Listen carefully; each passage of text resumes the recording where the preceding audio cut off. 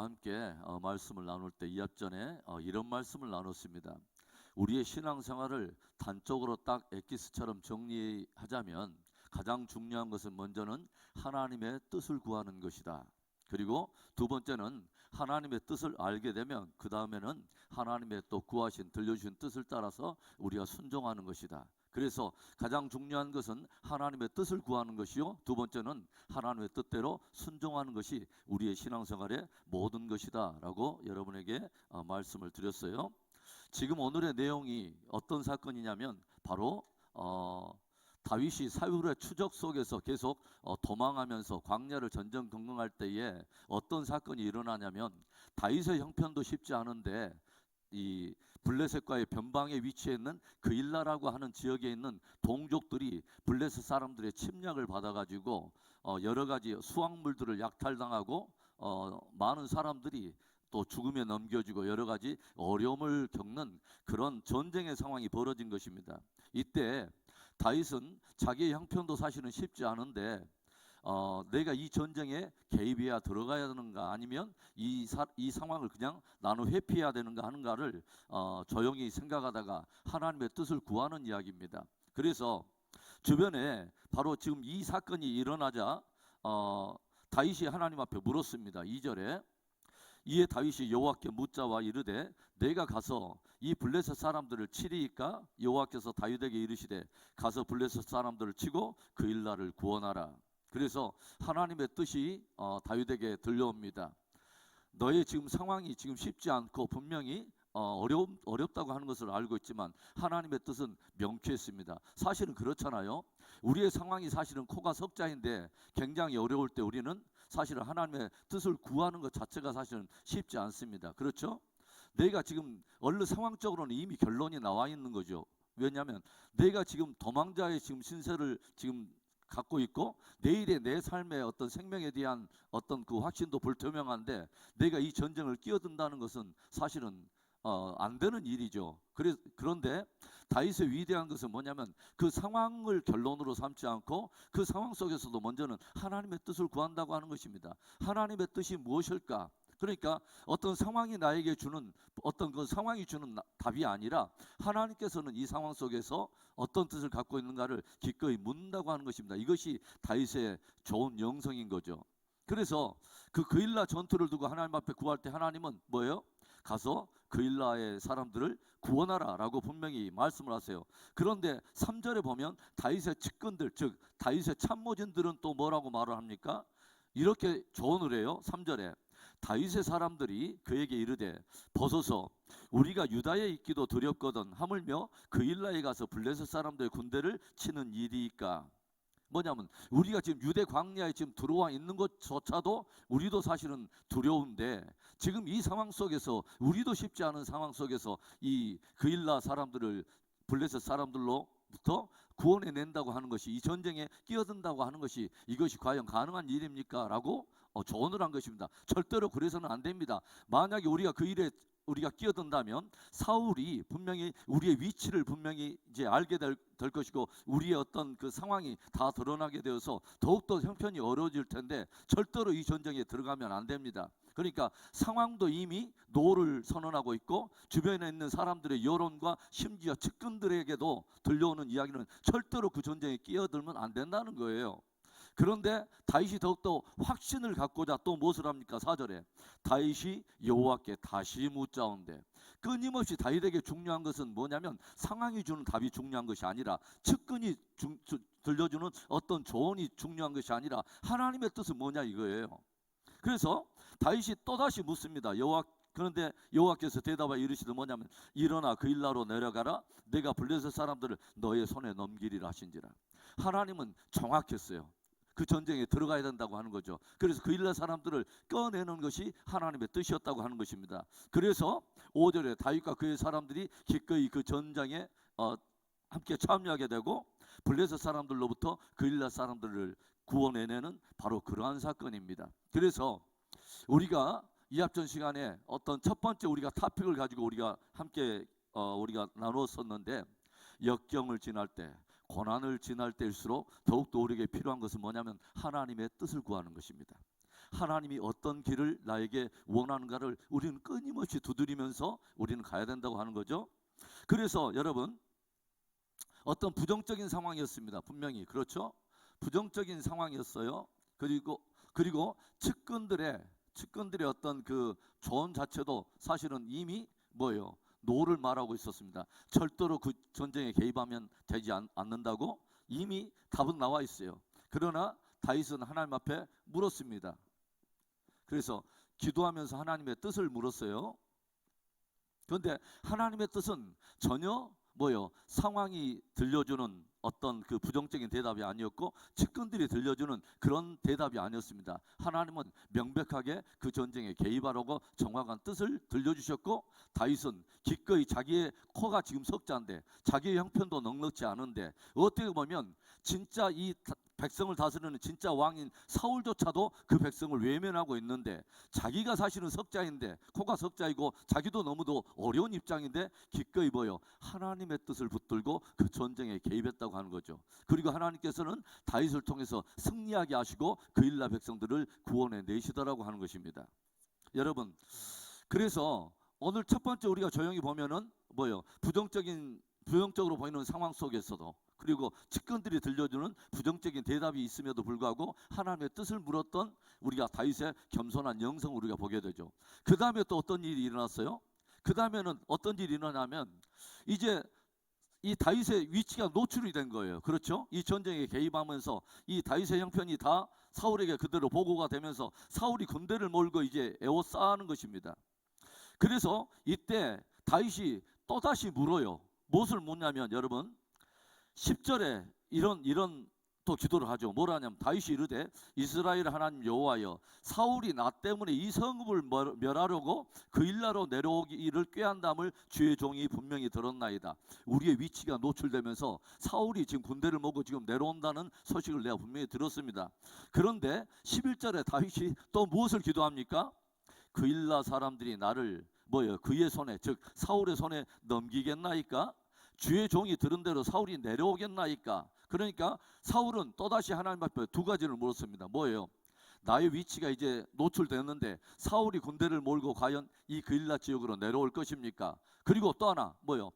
사울의 군대들에게 이 그일라 사람들이 나에게 은혜를 입었음에도 불구하고 나를 과연 사울에게 넘기겠나이까? 라고 하나님의 뜻을 물은 것입니다. 여러분, 두 번째 상황은 부정적인 상황은 아니에요. 사실 얼른 보면은 긍정적인 상황이죠. 왜 그러냐면 이 다윗의 군대는 그일라 사람들을 블레셋 사람들로부터 구원해냈기 때문에 사실은 인간적인 의리로나 여러 가지 은택을 입은 사람들로서 볼 때는 이 사람들은 분명히 누구를 보호해야 되냐면 다윗과 다윗의 사람들을 분명히 보호해야 된다고 하는 거죠. 그러니까 어떻게 보면 인간적인 확신으로 기대하기는 뭐냐면 절대로 이 그일라 사람들이 나를 넘길 수는 없어. 저 사람 나에게 그래도 은혜를 입은 사람들인데 라고 어떻게 보면 긍정적인 기대가 있다고 하는 거죠. 그러나 다윗은 긍정적인 기대에 의해서 사람들을 의지하지 않습니다. 그일라 사람들이 나를 보존해 줄 것이다 하는 그 기대가 중요한 것이 아니라 다시 하나님의 뜻을 묻습니다. 무엇을 물어요? 과연 사울은 내려올 것이며 이 그일라 사람들은 사울에게 나를 넘길 것입니까? 나를 배반하고 사울에게 넘길까요? 라고 하나님의 뜻을 물었어요. 그런데 하나님의 대답은 뭐예요? 그일라 사람들이 너를 넘기리라 라고 들려줘요. 그러니까 자기가 생각했던 기대와는 정반대의 하나님의 응답을 받게 된 거죠. 그렇죠? 저와 여러분이 매일의 일상 속에 더욱더 하나님의 뜻을 물어야 할 이유가 바로 이것입니다. 여러분, 어떤 상황이 주는 대답이 중요한 것이 아니라 하나님이 어떤 뜻을 가지고 있는가를 늘 물어야 되는 것입니다.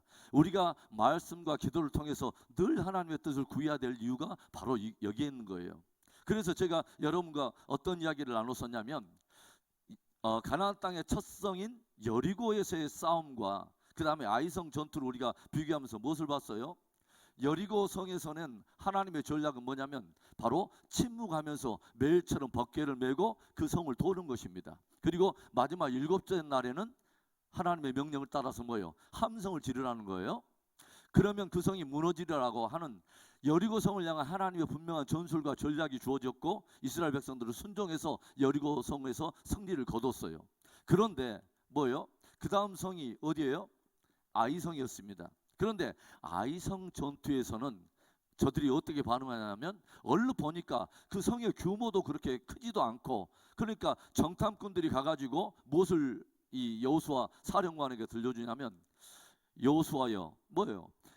군대를 전부 그렇게 보낼 필요가 없습니다. 일부 군대를 일부만 보내고 나서 저들을 바로 뭐예요? 그냥 숫자적으로 어떻게 보면은 그냥 눌러버리면 됩니다라고, 그냥 그렇게 상황만 바라보면서 그 상황 속에서 자기들 생각대로 하나의 그냥 의견을 가지고 그렇게 아이성 전투에 들어갔다가 어떤 일이 벌어지죠? 오히려 크게 회전을 하고 사람들, 군사들, 이스라엘 군사 36명이 오히려 대적들에서 죽임을 당하고 참패를 당하고 모두 다 이렇게 후퇴하게 되죠. 이런 일들이 벌어졌어요.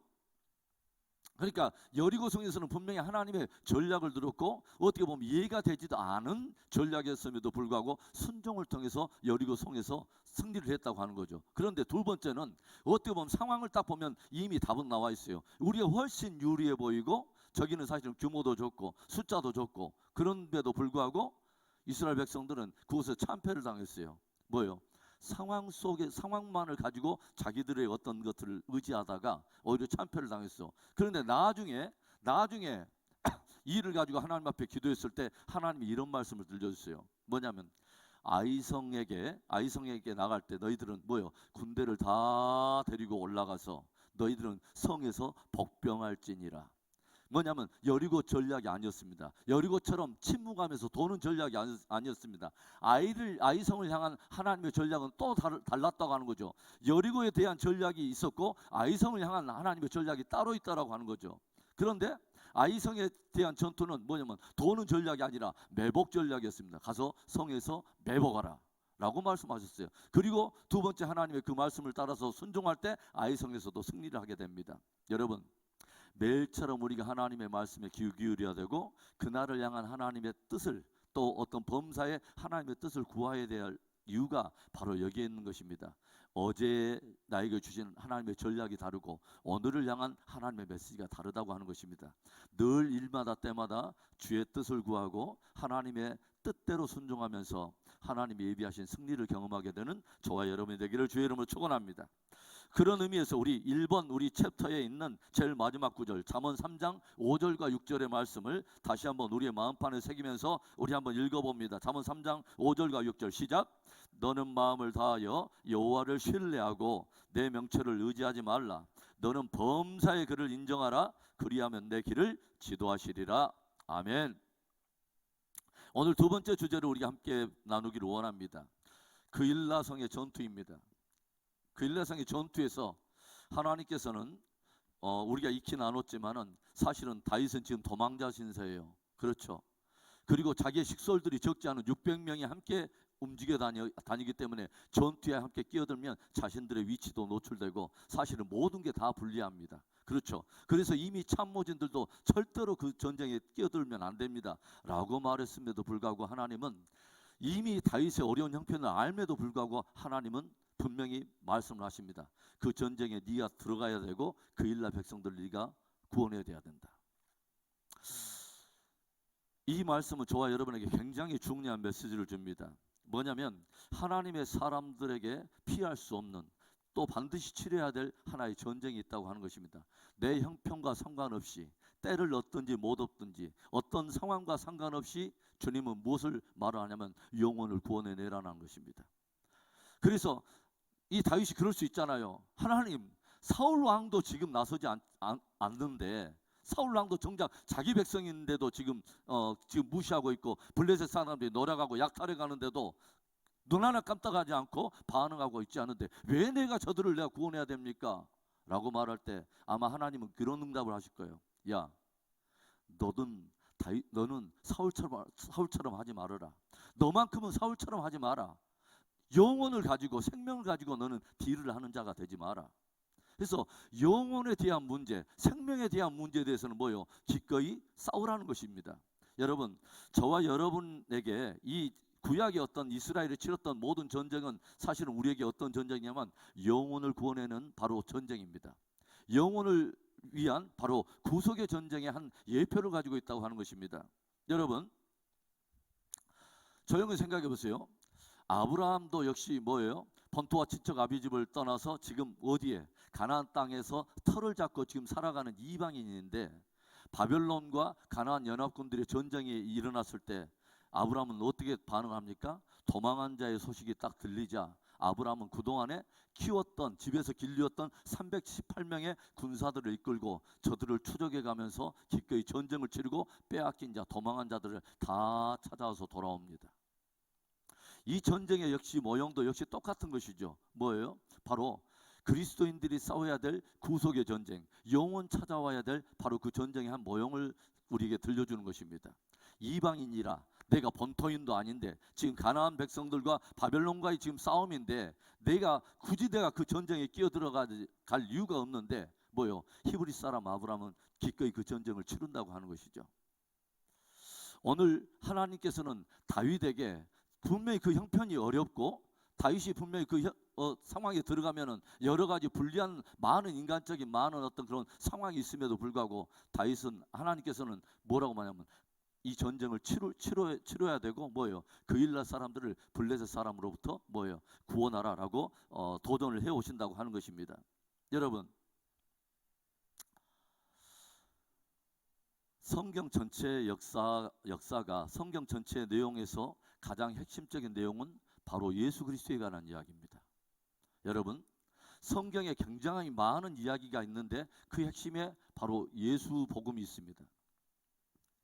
여러분, 모든 인생들에 대한 모든 역사를 다루고 있는 하나님의 스토리인 성경에서 왜 예수에 대한 복음이 가장 핵심에 있고 하나님께서는 왜 예수 복음에 모든 것을 거셨을까요?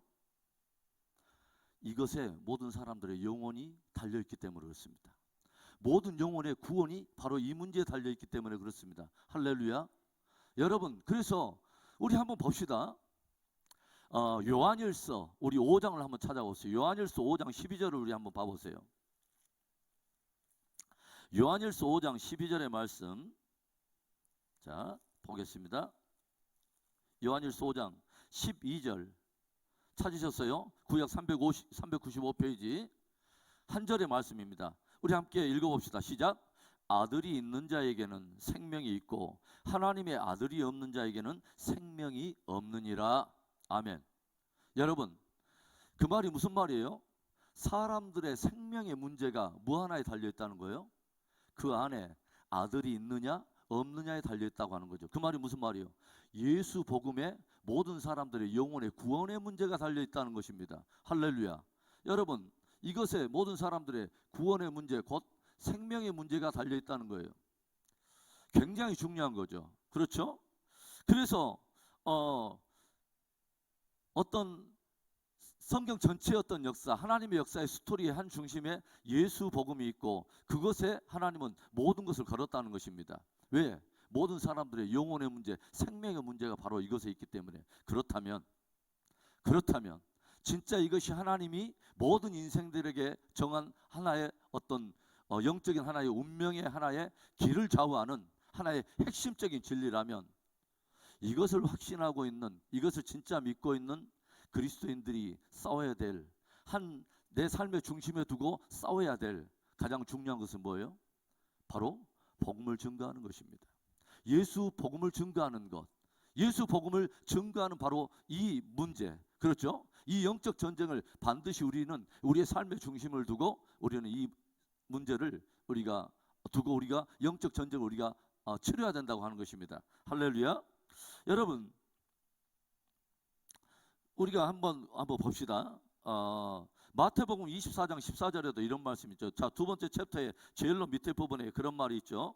우리 함께 읽어봅시다. 마태복음 24장 14절의 말씀 시작. 이 천국 복음이 모든 민족에게 증언되기 위하여 온 세상에 전파되리니 그제야 끝이 오리라. 아멘. 이 천국 복음이 모든 민족에게 증언되기 위하여 온 세상에 전파되리니 그제야 끝이 오리라. 무슨 말이에요? 마지막 시대에도 여러 가지 역사들이 많이 펼쳐지고 많은 징조도 펼쳐지겠지만 끝까지 어떤 역사도 있을 거라는 거죠. 천국 복음이 증거되는 역사가 있을 거라고 하는 거죠. 그 말이 무슨 말이냐면 인류 역사가 끝날 때까지, 주님 오시는 날까지 바로 예수 복음에 사람들의 영혼과 생명이 달려있다는 것을 알고 이것에 생명을 걸고 끝까지 복음을 증거하는 사람들이 있을 거라고 하는 거죠. 끝까지 영적 전쟁을 치러가면서 이것을 내 삶의 중심에 딱 두고 뭐요? 전도적인 삶을 살고 영혼 구령의 내 안에 불을 태우면서 사람들을 구원하는 이 일에 생명을 걸고 끝까지 증인으로 반응하는 사람들이 있을 거라고 하는 것입니다. 여러분, 이것은 굉장히 중요한 이야기입니다. 사실은 오늘 이 말씀을 제가 준비하면서 굉장히 제 안에 제 삶을 한번 돌아보게 됐어요. 내 목회의 중심에는 뭐가 있는가? 내 삶의 중심에는 무엇이 있어야 하는가를 다시 한번 깊이 생각해 봤어요. 여러분, 예수님이 부활하시고 나서 승천하시면서 제자들에게 들려준 핵심적인 하나의 명령은 딱 하나였습니다. 이것을 우리는 The Great Commission, 지상 대명령이라고 그러죠. 예수님의 마음속에 한이 되어서 제자들에게 예수님 이후에 일어나는 모든 교회와 제자들에게 저들이 한 중심에 두고 행해야 될 아주 중요한 것을 명령으로 주셔서 이것을 우리는 뭐라고 말하냐면 지상 대명령이라고 말한다는 거죠. 그게 뭐예요? 성령 받고 증인되라는 것입니다. 성령 듣고 복음을 증거하라는 거죠. 그래서 여러분 사복음서의 다 끝 제일 마무리 내용은 항상 뭐냐면 바로 이 복음에 대한 명령으로 다 끝을 맺고 있어요. 성부와 성자와 성령의 이름으로 세례를 주고 내가 너희에게 가르쳐 분부한 모든 것을 그들도 지키게 하라. 볼지어다 내가 세상 끝날까지 너희와 함께 하리라. 아멘. 여러분은 예수님이 여러분과 함께 하기를 원하세요? 진짜 하나님이 여러분과 함께 하기를 원하세요? 하나님이 함께 하시는 가장 강력한 빌미와 근거가 있어요. 무엇이냐면 저와 여러분이 복음의 증인이 되는 것입니다. 우리가 복음을 중심으로 해서 영혼 구령을 위해서 우리가 헌신의 삶을 살면 하나님은 반드시 함께 하십니다. 여러분, 예수님을 우리가 중심에 두고 예수 복음을 증거하는 일에 우리의 모든 사력을 당해서 우리가 어떤 일을 하든지 간에 그 모든 것이 영혼 구원과 연결되어 있으면 반드시 하나님이 축복하세요. 반드시 예수님이 함께 하십니다. 주님이 그 안에서 무엇인가 어떤 역사를 일으키시고, 그래서 저는 늘 그런 생각을 해요. 예수님이 살아계십니까? 하나님이 살아계십니까? 이것의 표적이나 어떤 은혜를 구하는 사람이 있다면 저는 그렇게 도전하고 싶어요. 복음에 사로잡혀서 영혼 구령에 한번 헌신해 보라고 저는 도전하고 싶어요. 하나님의 함께 하시는 역사를 분명히 경험하게 될 거예요. 여러분, 제가 선교사로 나가 있다 보니까 한국에 있을 때보다도 훨씬 선교지에는 기이한 역사들이 많이 일어나요. 그렇죠. 제가 사실은 한국에서 그렇게 특별한 능력이 없음에도 불구하고 선교지에 가가지고 복음을 증거하다 보는데 뭐냐면 사람들에게 기이한 역사가 일어나요. 귀신들이 쫓겨나가고 어떤 박수 무당들과 함께 영적 전쟁을 치르는데 무당들이 꼬꾸라져서 나가고, 하나님의 말씀을 증거하는데 말씀을 듣던 전도자들 가운데 갑자기 말씀 듣다가 그 자리에서 꼬꾸라지는 사람들도 내가 많이 보았고, 굉장히 이상한 일들이 많이 일어나요. 한국에 있을 때 제가 그렇게 이렇게 제가 스스로 능력이 있다고 생각하지 않았는데, 능력은 우리에게서 나는 것이 아닙니다. 우리가 하나님의 말씀에 순종할 때 주님이 함께 하실 때 능력이 드러나는 거예요.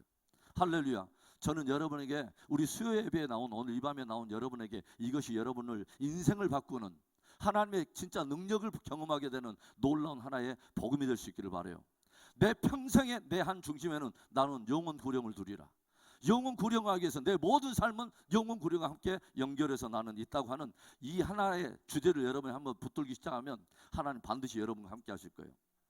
제가 예전에 이제 여러분이 알다시피 그 바울교회에서 저는 부교육자 사역을 했잖아요. 그리고 찬양 사역을 했고 여러분도 보았을 거예요.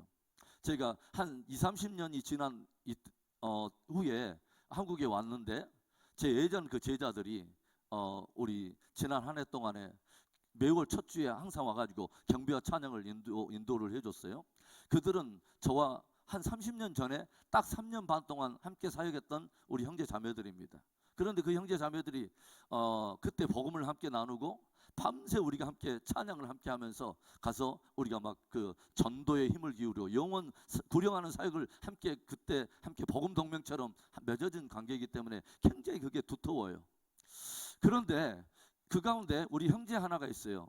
그 형제가 이름이 오늘만 특별히 제가 밝힐게요. 신인성이라고 하는 형제가 있는데 그 형제는 사실은 오지는 않았어요. 그래서 내가 항상 그 형제에게 우스갯소리고, 아따 우리 형제는 신성과 인성이 다 겸비해돼가지고 참 좋겠네. 하고 신인성이니까 그렇게 말하는데, 그 형제는 지금 이제 전주에서 굉장히 큰 이제 그 수학 학원을 해요. 아주 그 명문 아주 출신이에요. 그런데 그 형제가 제가 네팔을 갈 때에 저한테 조용히 와서, 목사님, 제가 평생에 붙들 수 있는 말씀이 한 구절 있다면 저에게 꼭 하나를 저한테 추천해 주십시오. 제가 그래서, 그러면 요한복음 8장 29절을 내가 우리 형제에게 선물로 줄게. 이 말씀 붙들고 한번 살아봐 라고 내가 말했어요. 우리 요한복음 8장 29절을 한번 찾아가 볼까요? 요한복음 8장 29절. 자, 요한복음 8장 29절 여러분 찾으셨어요? 자, 29절 우리 함께 읽어봅시다. 시작. 나를 보내신 이가 나와 함께 하시도다. 나는 항상 그가 기뻐하시는 일을 행함으로 나를 혼자 두지 아니하셨느니라. 아멘. 하나님이 절대로 우리를 혼자 두지 아니하시고 늘 함께 하실 수 있는 근거는 뭐냐면, 우리가 하나님이 기뻐하는 일을 행할 때입니다. 우리가 항상 하나님이 기뻐하는 일을 행할 때 하나님은 우리를 홀로 두지 아니하시고 우리와 함께 하십니다. 그런데 직접 그 주님이 뭐라면, 내가 세상 끝날까지 너희와 함께 하리라 직접 약속해 주신 그 약속을 들려주시면서 주님께서 명령하신 그 명령이 뭐냐면, 바로 뭐냐면 영혼 구원하는 것입니다. 복음을 증거하는 것입니다. 복음을 증거하면 주님께서 뭐냐면, 내가 세상 끝날까지 너와 함께 하리라 약속을 주세요. 여러분, 이거 굉장히 중요한 말이죠. 여러분, 그래서 여러분, 이 복음 증거에 대한, 이 예수 복음에 대한 이 증거에는 항상 뭐가 따를 것 같아요? 이것에 이로 말미암아서 구원이 일어나기 때문에 영적 전쟁이 가장 치열한 것이 바로 이 복음입니다. 그러니까 우리가 다른 어떤 일을 할 때는 그냥 할 수 있어요. 그냥 뭐 그런가 보다 하는데, 예수 복음을 가지고 누군가를 전도를 하고 그 사람을 영혼 구원을 해야겠다라고 하는 일을 할 때부터는 누가 촉각을 세우고 함께 뛰어들기 시작하면 사단의 영적 공격들이 시작합니다. 그래서 뭐냐면, 우리 안에 뭐냐면 이 복음을 가지고 될까 안 될까 하면서 내 안에 두려움도 주고, 뭐냐면 이 복음에 대한 이 영역, 그러니까 영혼 구려한 영혼이, 사단에 그 매어있던 영혼이 가만히 놔두면 지옥에 갈 영혼이 이 복음을 듣고 믿어서 뭐냐면 생명을 얻고 하나님의 나라 백성으로 구원을 얻는 이 일이 있게 된다면, 사단의 입장에서는 자기의 어떤 그 휘하에 있는 그 한 영혼을 빼앗기는 일이 되기 때문에 굉장히 치열하죠. 이 일에 대해서는 굉장히 치열해요. 여러분, 우리는 이걸 알고 있어야 돼요. 그래서 이 일은 저와 여러분이 우리의 힘으로 될 수 있는 것이 아니기 때문에 주님은 뭐라고 하냐면, 뭐냐면 너희는 아버지의 약속한 것이 너희에게 임할 때까지 너희는 기다리라. 성령으로 말미암아 되어지기 때문에 우리가 늘 성령의 도우심을 구해야 되는 것입니다. 할렐루야. 그래서 성령의 도우심을 우리가 힘입어서 우리는 비로소 증인의 삶을 살 수가 있는데, 그래서 예수 그리스도의 복음이 들려지고 진리가 선포되는 곳에는 바로 그것에 가장 많이 역사하는 것이 사단입니다. 여러분, 씨 뿌리는 자에 대한 비유를 주님께서 들려주시면서 어떤 말씀을 하세요? 누구든지 나의 이 말을 듣고 뭐요? 깨닫지 못하면 뭐가 날라와서 물어가요? 그 씨를? 공중에 새들이 와가지고 그 씨를 물어가요.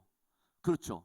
씨 뿌린 자에 대한 비유 굉장히 중요한 거죠. 마태복음 13장에 천국에 대한 비유를 들려주면서 가장 먼저 주님이 말씀하신 것이 바로 이 씨 뿌리는 자에 대한 비유였습니다.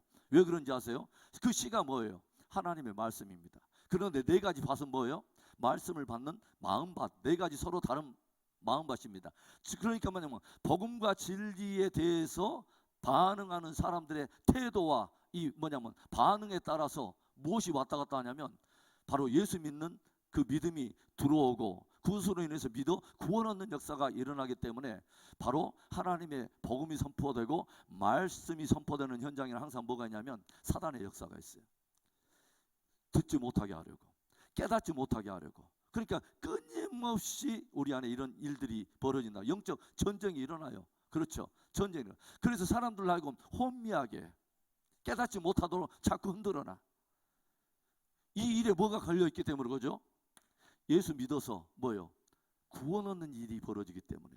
영혼은 구원 얻는 일이 벌어졌고, 가장 영적 전쟁이 치열한 것이 바로 이것에 있다는 것을 저와 여러분이 깊이 알고 있어야 돼요. 여러분, 그러면 마태복음 13장에는 그 말이 있었는데, 그 씨 뿌리는 자에 대한 비유를 마가복음에서는 어떻게 또 마가가 기록했는가를 봅시다. 마가복음 4장 15절로 가보세요. 마가복음 4장 15절 보겠습니다.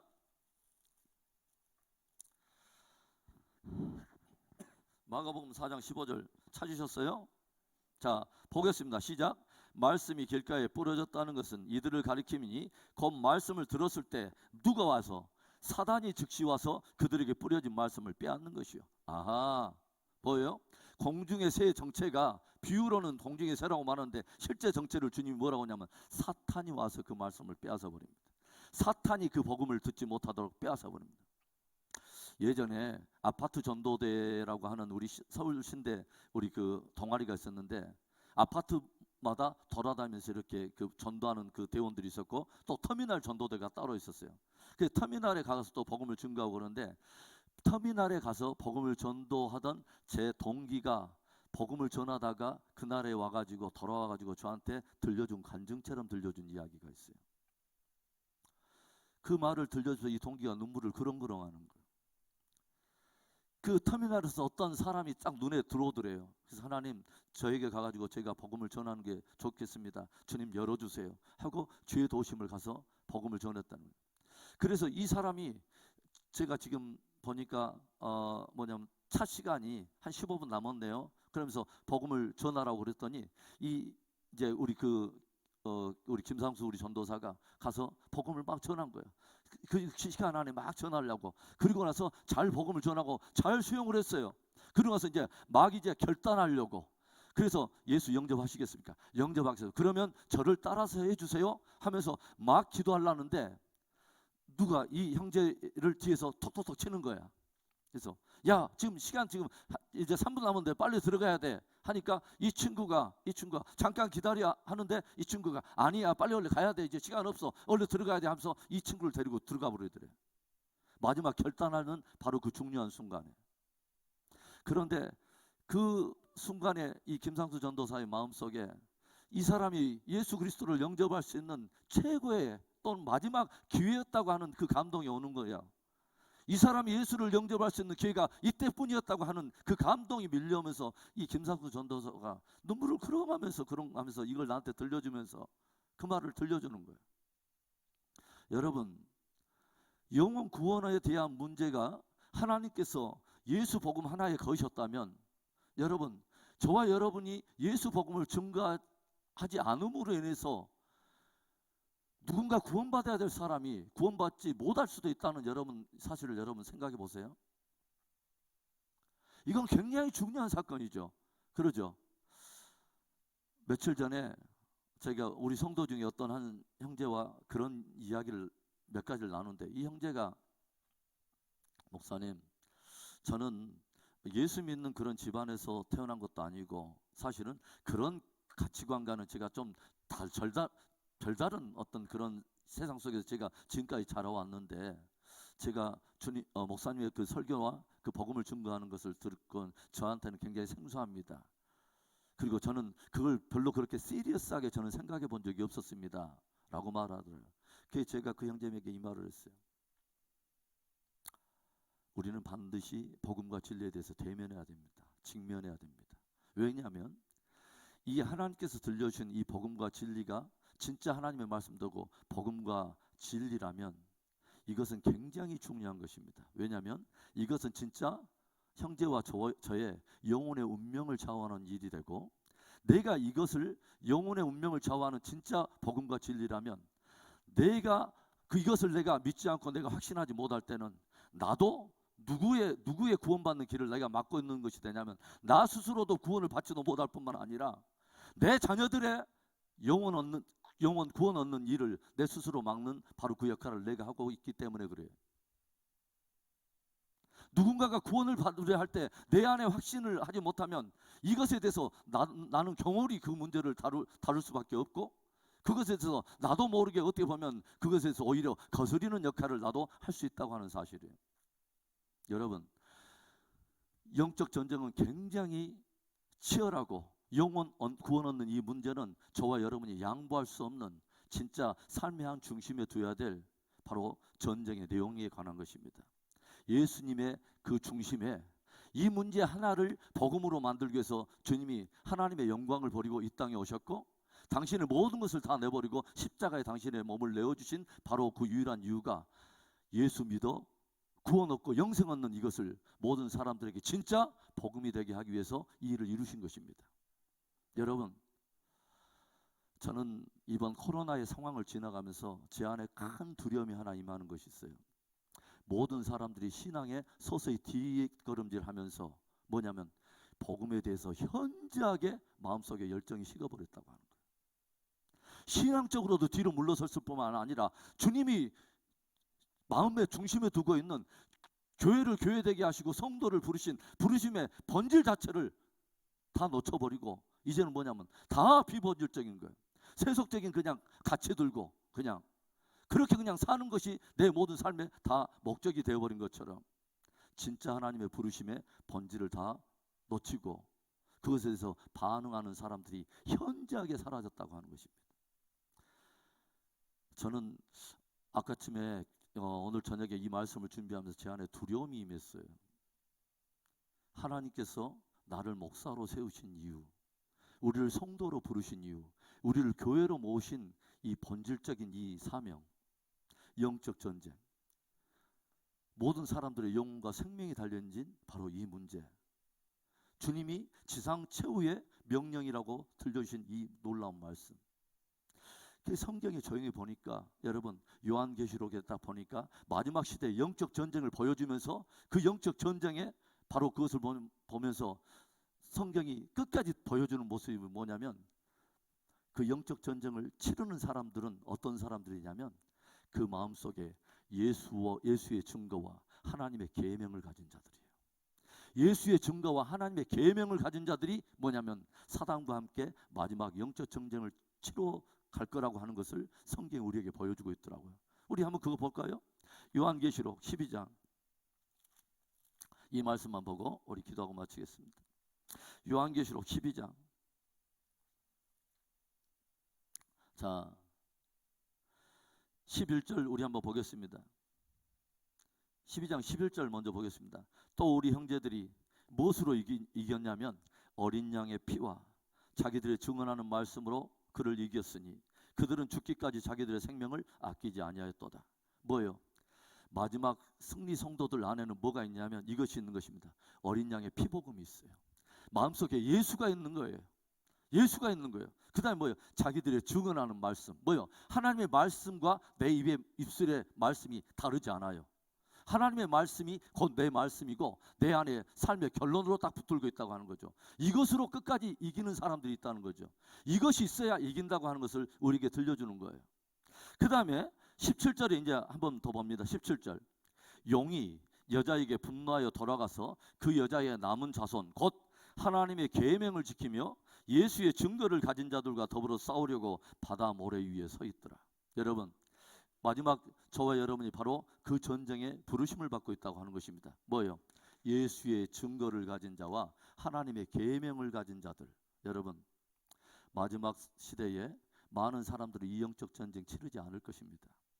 그리고 뭐요? 그 전쟁을 치르지 않는다는 것은 뭐냐면 세속의 모든 것에 다 내어주고 하나님이 본질이라고 말하는 것에 대해서 다 물러나 있을 거예요. 여러분 누가 끝까지 싸우며 끝까지 믿음을 지키고 승리할 것인가? 마음속에 예수 복음을 가진 자, 이것이 내 삶의 결론이 된 사람, 그리고 하나님의 말씀을 내 안에 생명처럼 들고 계명을 지키는 자들. 여러분 하나님의 말씀과 예수 그리스도의 복음밖에 없습니다. 복음과 진리, 이것을 가지고 우리는 영적 전쟁을 치르는 것입니다. 할렐루야. 여러분들 저는 축복하고 싶어요. 정말 축복하고 싶은데 그 축복은 전쟁을 치르는 것입니다. 그 전쟁은 무엇을 가지고 치르냐면 내 안에 예수 복음 그리고 하나님의 말씀을 갖는 것입니다. 이것을 가지고 여러분 내 평생에 살아가는 동안에 여러분 한번 돌아보세요. 나 때문에 지금까지 예수 믿는 자가 몇이나 있는가? 나 때문에, 나는 저 사람 때문에 예수 믿고 나는 구원받았습니다 라고 말하는 사람이 여러분 몇 명이나 있는가 한번 돌아보십시오.